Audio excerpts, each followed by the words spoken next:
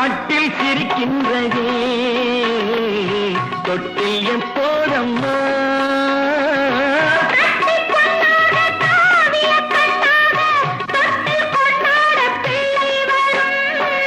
இங்கு நான் கொண்ட முத்தங்கள் அப்போது பிள்ளைக்கு போய்விடுமோ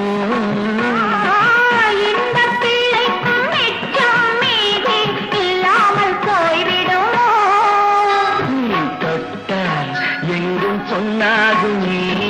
என் மேனி என்னாகும் ஒன்று பத்து நூறு